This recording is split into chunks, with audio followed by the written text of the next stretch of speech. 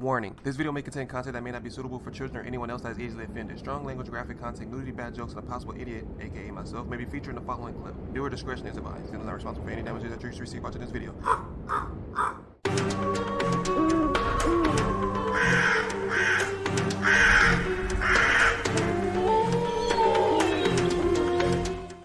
Hey, what's up, y'all? It's Zems. Today we're going to be reacting to top 3 impossible places people were found. This video is by Mrballen. It's part of his 411 series, so if you guys haven't already, be sure you go stop by and go check him out. I'll leave a link down in the description so you can watch the video in its entirety without me talking through it. Thank you guys so much for the 870 subscribers, 30 away from 900, man. Thank you guys so much. Keep that same energy going. The videos will keep dropping. If you have any recommendations whatsoever, feel free to let me know down in the comment section. I also appreciate you guys interacting with me in the comment section. I really appreciate it.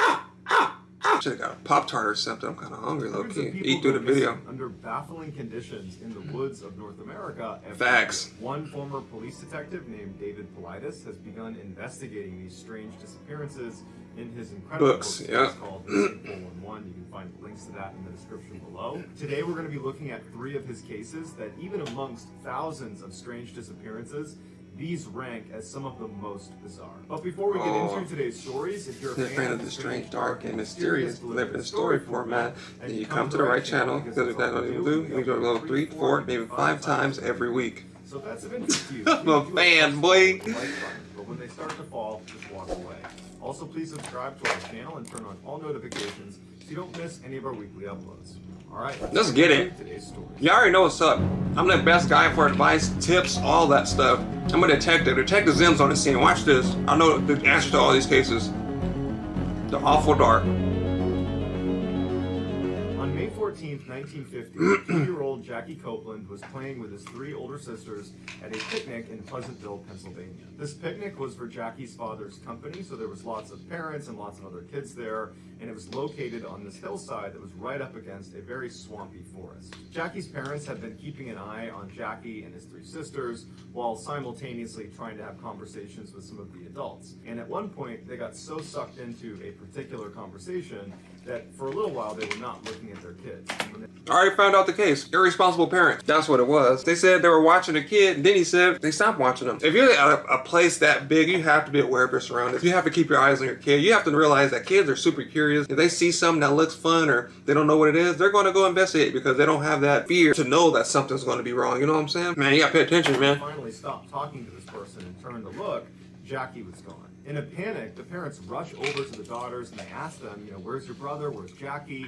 And they say, oh, we don't know. And the parents turn around and it's just a sea of people and other kids. And aliens. Chaos. And so Jackie's father just yells to the group, I can't find my son. Help me find my son. And so very quickly, the whole picnic starts looking for Jackie Copeland. After about 15 minutes, when over 100 people looking could not find any trace of Jackie, his parents called the state police. The police showed up in force with bloodhounds. Should have called earlier. Looking all around the area, but the dogs couldn't pick up a scent, and they, like the rest of the hundreds of volunteers, could not find any indication of where Jackie might have gone. It's crazy because bloodhounds have a crazy sense of smell. So if the police bring out their bloodhounds and they don't pick up on anything, bro, automatically it's a ghost or something paranormal because there have to be some kind of scent because she was right there at the party. There's no way her scent could have just been lost like that, bro. Like, it has to be something that took her, and that's just my opinion. If people honestly think we're the only ones on this planet tripping. The assumption was he must have wandered off. Respect your opinion, but you're tripping. But after being in the forest and looking around and seeing how difficult it was to navigate because it was basically just this big swamp, they figured we're bound to run into him here because he just can't have gotten very far. But that night when the sun went down, they still hadn't found Jackie and they still had no leads. And so the police and most of the volunteers had to suspend the search until the next day when there was daylight. And so Jackie's parents and some really hardcore supporters, they stayed out all night just yelling for Jackie and continuing to look, even though it was nearly impossible with no light. The following morning, when the search was picked up again, there was a crew of people that were way outside the boundaries of what was considered the main search area. They were 2 miles into the swampy forest at this oil repressuring plant. The plant itself was situated on this one stretch of dry land in the middle of this forest, where basically all around it was this impassable, almost moat-like swamp, where the water was particularly deep right around the edges. The searchers were not on plant property. They were on the other side of the swamp water, just looking at the plant. And one of the searchers happened to notice a child was poking their head around the back of a tree that was right next to the plant. It was like the child was peering at the searchers before tucking itself back behind the tree. The searchers couldn't believe it, and they rushed over to the plant, and sure enough, it was Jackie Copeland. Jackie was sent to the hospital, and a doctor examined him and said he just had a couple of scratches on him, but other than that, he was in great health. Bruh, it was aliens. You telling me 2-year-old, bruh, with only scratches survived the swamp? Ain't no 2-year-old covering that much ground, that many obstacles, and just be chilling and peeking around behind a tree, bro. The swamp, bro, alligators, all that overnight, and you only have a couple of scratches? Explain that to me. I'll wait. Anybody can explain that to me down in the comment section. I'll give you props. I was gonna say $100, but I'm broke. But nah, but let me know. What do you think it was? It has to be some kind of alien. Like maybe there's some unknown being that we're not aware of. Who knows? Bro, that's crazy. 2 years old. A newspaper called the Logansport Press followed up with the Copeland family after they were reunited with their son. And they wanted to know what everybody else wanted to know. How did your son get through 2 miles of impassable swampland onto this plant that even adults have difficulty getting to? In the article, the parents said after they got their son back from the hospital and they got him home, what'd he say? Fed and cleaned up, they asked him, what happened? How did you get where you got? And they would say, although he's 2 years old and he spoke in, child speak, kind of like child gibberish, his story was very consistent every time they asked him, and they asked him repeatedly. And so his story was, they were at the picnic, and he was looking into the forest, and he saw someone peering from behind a tree at him. And Jackie felt like this person or this creature wanted him to come into the forest, and so he got up, and he walked to the forest, and as he got closer to this creature or person behind the tree, they scampered farther into the forest. And so Jackie pursued them. And so as Jackie continued to walk towards this person or creature who kept vanishing farther and farther into the woods, he reached an area that he called the Awful Dark. And when he was in the Awful Dark, he said there were all these wild animals around him that he couldn't see that were howling and barking at him, but they wouldn't get closer to him because he was with a giant. And this giant led him through the forest and led him to this plant. While it's easy to discount this story, bro, I don't know what they put in his graham crackers or his cereal this morning, but giants, shadow animals, and somebody teleporting in the woods, bro, get rid of the whole kid. There's nothing to talk about. If they lured him once, they're gonna lure him again. Get him out the house. Get rid of him. Make another one. At first, I was like, kind of like aliens, and then they said shadow wolves, and they said a giant. And if it was a giant, everybody would have seen him unless he crossed over to another dimension. Damn, that's crazy. Maybe he time traveled. Because it's being told by a 2-year-old. Yeah.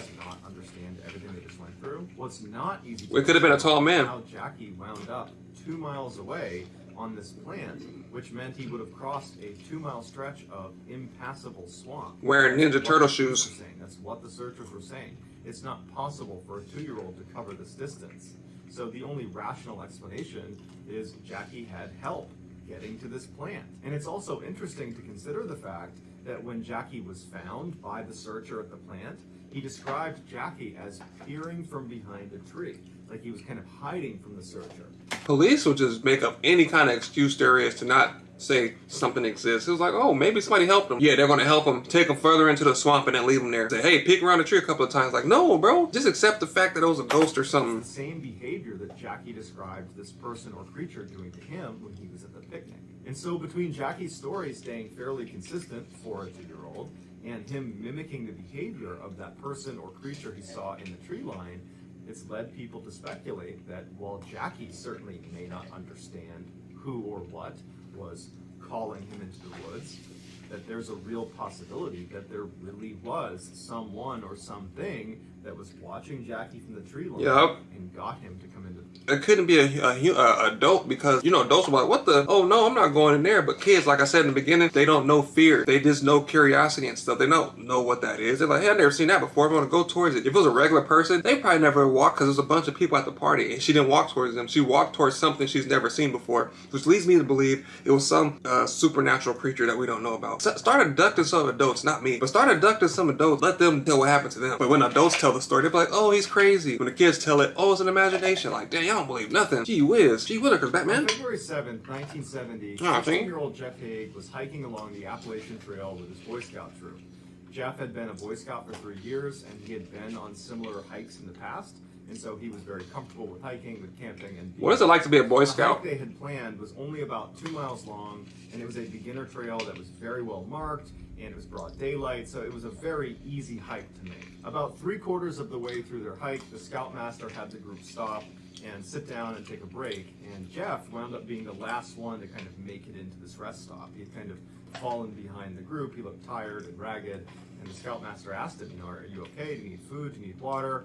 And Jeff would say he's just fine. He's just a little bit tired. And so after a few minutes, when the group was getting ready to stand back up again and start hiking again, one of the senior scouts was not done eating. And so they asked the scoutmaster if they could be the last to leave the site. And no. Down the trail. The scoutmaster said that was fine. We're pretty close to the end of the hike anyways. And so we'll see you in a few minutes.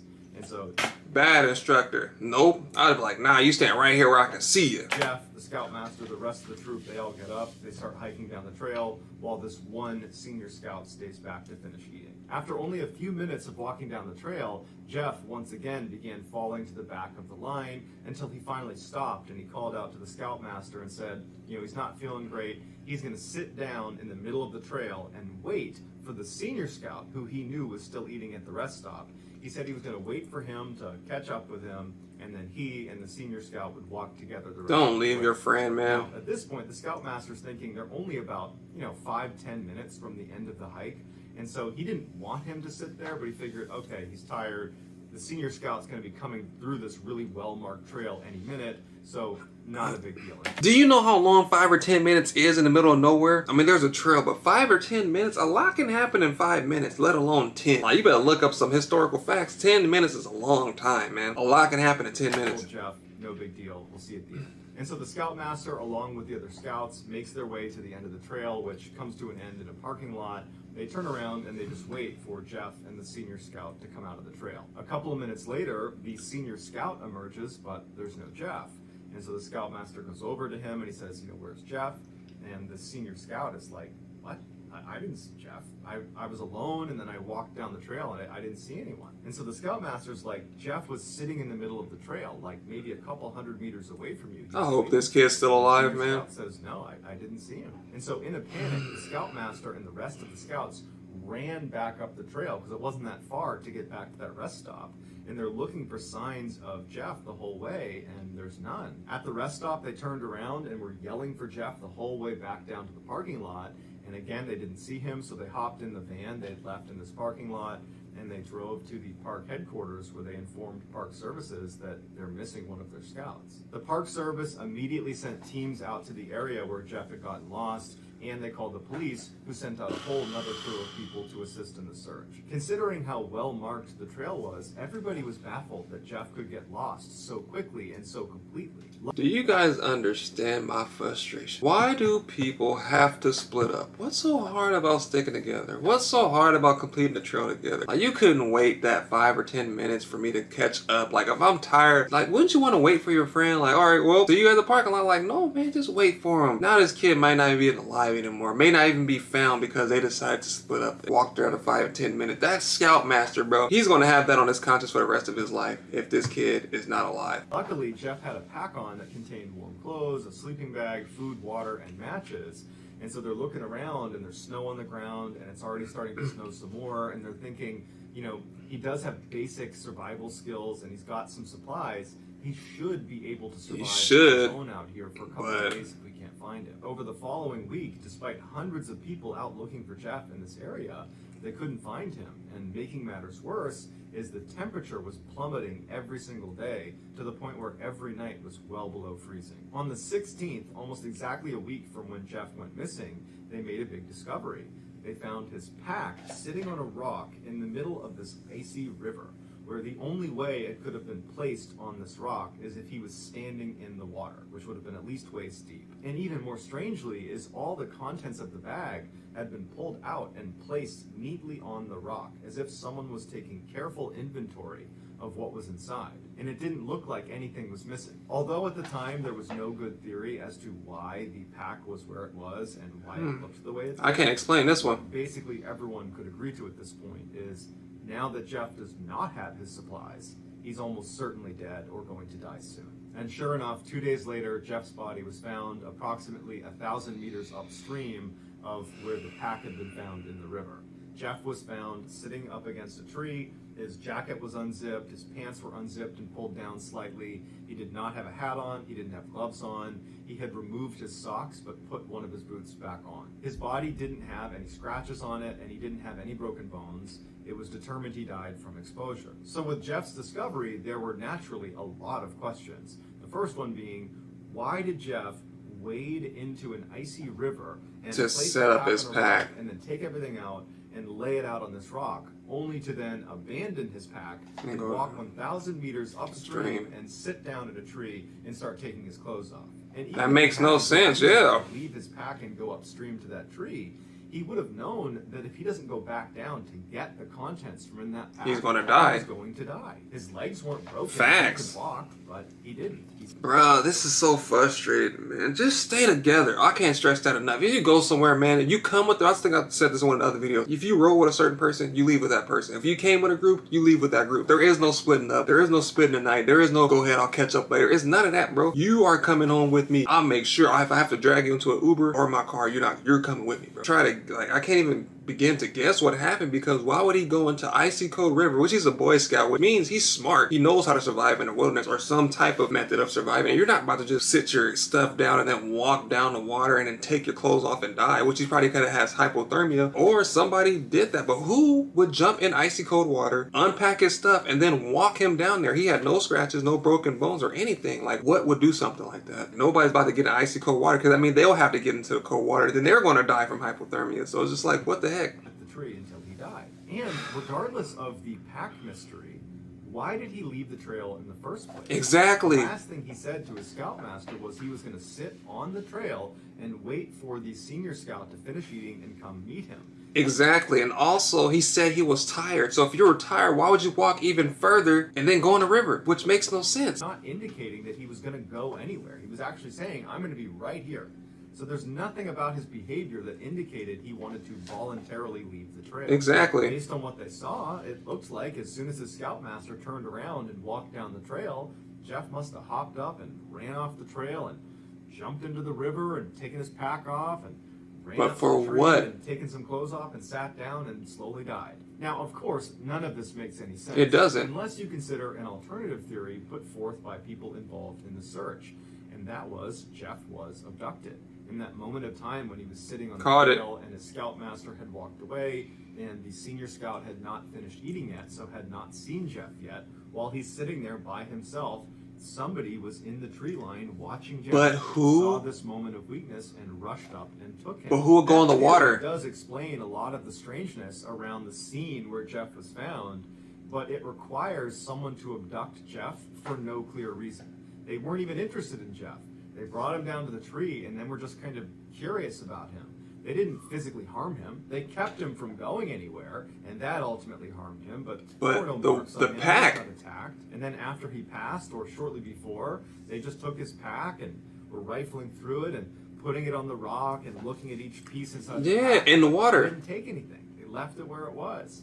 And then they vanished. But what kind of a person is just hanging out along the Appalachian Trail, randomly abducting people and toying with them as if they're a child toying with an ant? Fact. See, that's why I like Mrballen, man. Me and him be on the same page. Like, the thought process is just not there. It makes no sense. That means the guy would have to abduct him, run into the forest, keep him hostage, but at the same time, he will be sitting in the cold too, so he's getting cold. And then once he died, he'll have to go back upriver, which is 1,000 more meters that way that he said, put the pack out, and then put his stuff around him, but he didn't take anything. He didn't do anything to him, so, like, it couldn't have been a person. Like, that's wild, man. That's scary. I don't know about you guys, but that leaves 2006, me with a bad feeling. He contacted his good friend Jim Mrballen to see if he wanted to go grouse hunting with him.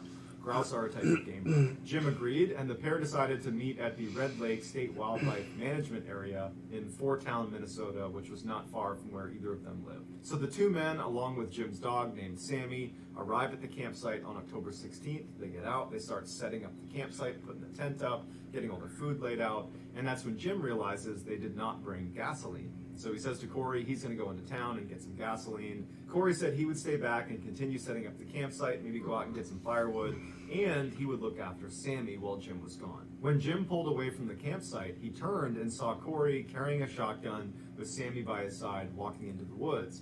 and so Jim assumed he must be heading into the woods to go grouse hunting. An hour and a half Or later, is when he? Jim came back to the campsite, Corey and Sammy were gone. Now at first, Jim wasn't concerned at all. He figured Corey was still out grouse hunting and that he and Sammy would be back any minute.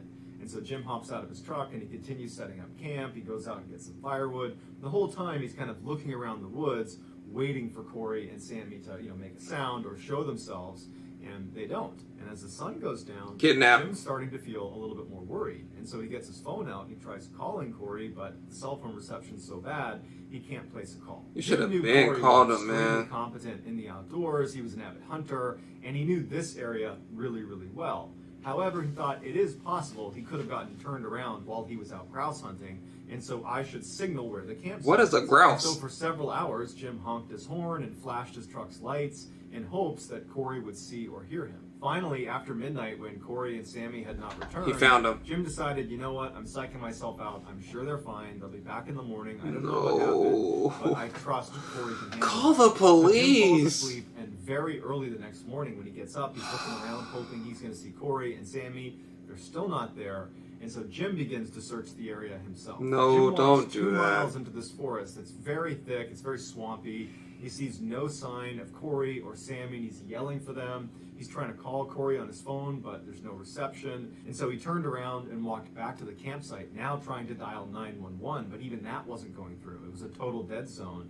Well, Luckily, he saw some campers that were out near his campsite, and he asked them to try calling 911, and their call did go through. that's the only thing that makes me scared about having to live somewhere out in the middle of nowhere. Like, if you need help, the amount of time it's going to take them to get there, the service, and it can be anybody. Somebody could legit roll up on you, kill you, and then be on their merry way, and nobody will be able to witness it because you're out in the middle of nowhere. If you're just feeling worried, you're like, nah, I have nothing to worry about. If you just even had that feeling, check on that person, please. Police show up and they begin searching this forest, and they find almost right away that it's so difficult to walk in this forest because of how swampy and marshy it is that they have ATVs brought in just so they can do a basic search of the forest. And for 2 straight weeks, they looked everywhere in this forest they done, for man. Corey and Sammy, and there was nothing, no sign of them. Then on October 25th, 9 miles away from where Jim and Corey's campsite was, 9 2 miles? hunters found Sammy wandering around the forest. Oh, She was snap. hungry and dehydrated, but overall she was in good health. There we So go. they tried to get her to track to wherever Corey was,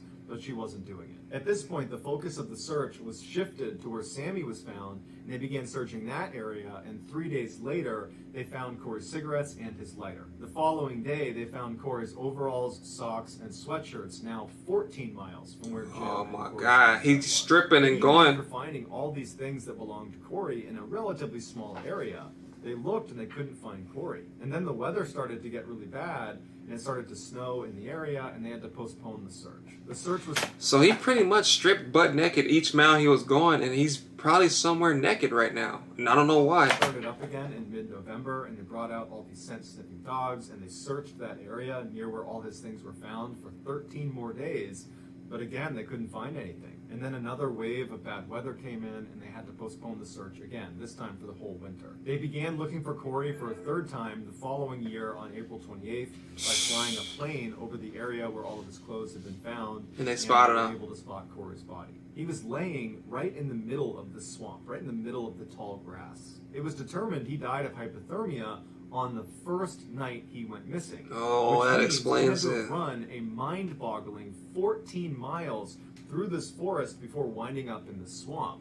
And if you remember, on the very first search for him, It was too hard. the police were unable to just walk around the forest Yep. because of how swampy and wet it was. Ghosts. They had to bring in ATVs just to look around. And so the idea that Corey was able to run 14 miles in this swampy forest seemed impossible. In fact, It's super impossible. Unless the dude is half Aquaman, then I don't see it happening. Because you're not about to run 14 miles in a swamp, bro. Like, butt naked at that. Like, that's not happening. that's what searchers said. It was impossible unless you were being pursued.